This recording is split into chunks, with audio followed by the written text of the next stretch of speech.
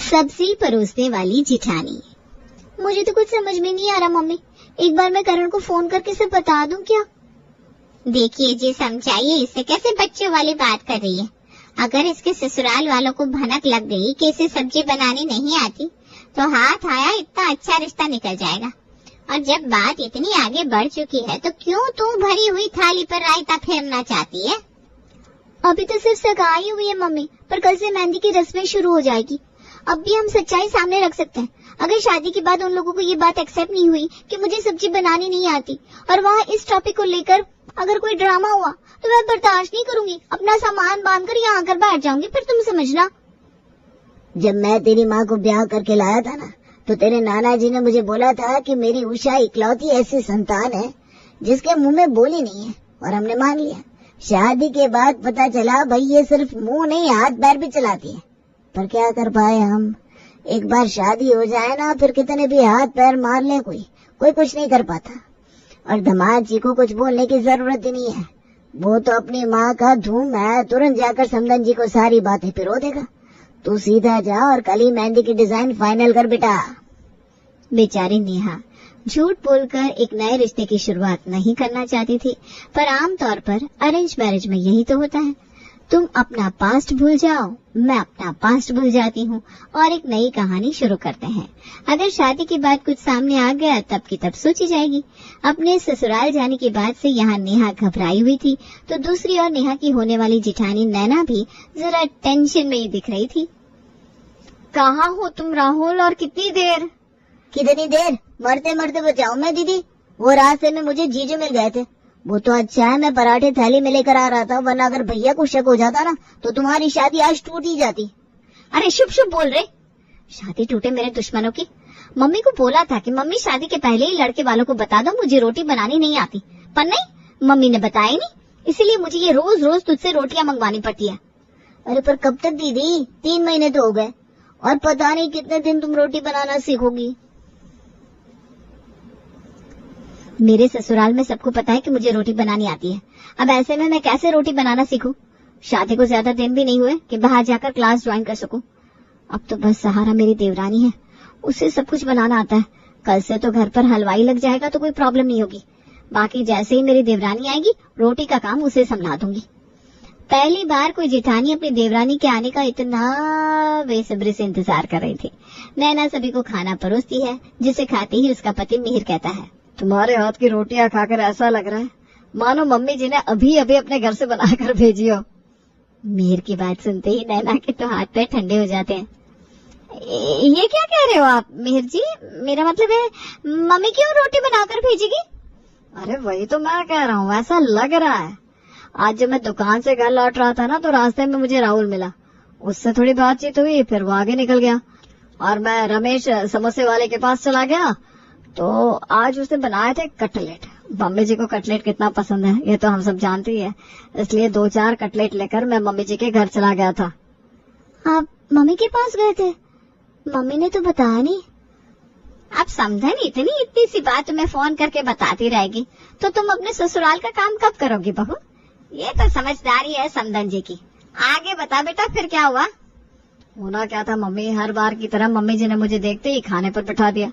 नाना करते भी 2 रोटियां तो खिला दी उन्होंने।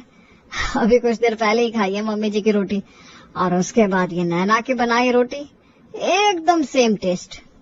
हाँ समझ गई। वो तो होगी ना मिहिर जी, माएं अपना सारा गुण अपनी बेटियों में भर देती हैं ताकि उन्हें ससुराल में कोई प्रॉब्लम ना हो। इसीलिए आज तक मुझे इस घर में कोई प्रॉब्लम नहीं हुई। बस इसी तरह नेहा के घर वालों ने भी उसे ऐसे ही संस्कार दिए हो, फिर तो कोई प्रॉब्लम ही नहीं होगी। बाकी तो मैं हुई, यहाँ नेहा को हल्दी चढ़ रही थी, पर उसके दिमाग में बार बार वही बात रिपीट हो रही थी। जब करण के घर वाले मुझे देखने आए थे तब सब्जी तो मम्मी ने बना दी थी। बहुत बड़ी गलती की मम्मी ने। अब क्या करूंगी, सब्जी के नाम पर आलू उबालने के अलावा कुछ भी नहीं आता मुझे।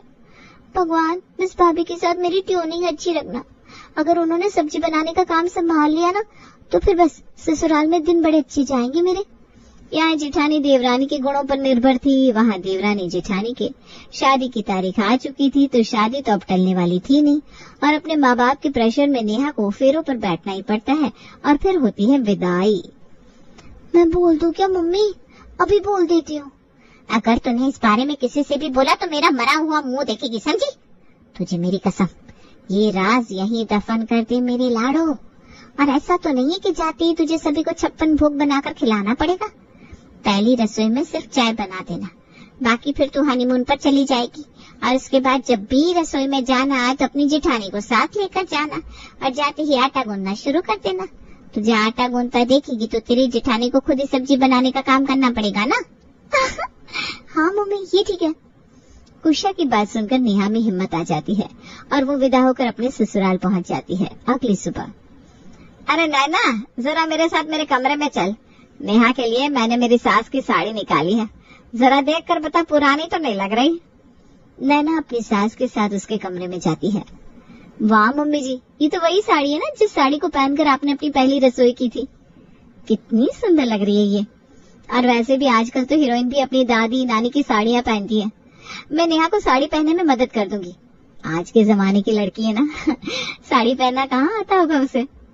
वैसे बहू, तेरी शादी में जो रानी हार नहीं चढ़ाया था क्या तुझे मैंने, एक बार वो हार नेहा बहू को दे देगी। असली मोतियों का हार है ना। पहली रसोई में मोतियां पहन कर जाना बड़ा शुभ माना जाता है। बाकी तुझे अगर दिक्कत है तो मैं कोई और सेट निकाल कर दे देती हूँ उसे। क्या मम्मी जी, आपको लगता है मैं मना करूंगी? नेहा मेरे लिए मेरी छोटी बहन के समान है। मैं इस साड़ी के साथ अपना रानी हार उसे दे देती हूँ। साड़ी के साथ रानी हार लेकर नैना नेहा के कमरे में जाती है और उसे तैयार होने में मदद भी करती है। भाभी तो सच में अच्छी है, साड़ी पहनने में मेरी मदद भी कर रही है, बस रसोई में खाना बनाने में भी मेरी मदद करती। मैं क्या कह रही थी नेहा, तू अपनी पहली रसोई में ज्यादा कुछ मत करना। रोटी सब्जी रोटी तो कहाँ बनाते भाभी हमारे यहाँ। मम्मी ने तो कहा है पहली रसोई में कुछ मीठा ही बनाना। सब्जी रोटी कैसे बनाऊंगी? रोटी सब्जी नहीं बनाओगी? अच्छा। और नैना अपनी पहली रसोई में बनाती है चाय। ओह, स्वाद आ गया स्वाद। नेहा, हमारे यहाँ तो मसाला चाय बनती नहीं। मैंने तो सिर्फ टीवी पर ही इसके बारे में देखा था। तुम्हें तो सच में बड़ी अच्छी चाय बनानी आती है। वैसे मसाले कौन से डलते हैं इसमें? ये लाल मिर्च, धनिया, यही सब क्या? भैया मसाले के बारे में क्यों पूछ रहे हैं मुझसे? मसाले के बारे में मैं कहाँ ही कुछ जानती हूँ। क्या बोलूं? मुस्कुरा देती हूँ। वैसे भी नई बहू है, ज्यादा बोलती नहीं है। जेठ ने सवाल किया तो बहू शर्मा गई। आज तो तूने चाय बना दी बहू, अगली बार हम सब तेरे हाथ का बना खाना खाना चाहते हैं। जी मम्मी जी, एक बार हम हनीमून से लौट आए, इसके बाद तो फिर यही करना है। अरे अच्छा किया नेहा, हनीमून का याद दिला दिया तुमने। मैं एजेंसी वालों से जाकर टिकट ले आता हूँ। करण एजेंसी वालों को फोन करता है। स्विट्जरलैंड जाने वाली फ्लाइट्स कैंसिल हो रही है सर, क्योंकि अचानक ही वहाँ का वेदर बहुत खराब हो गया है।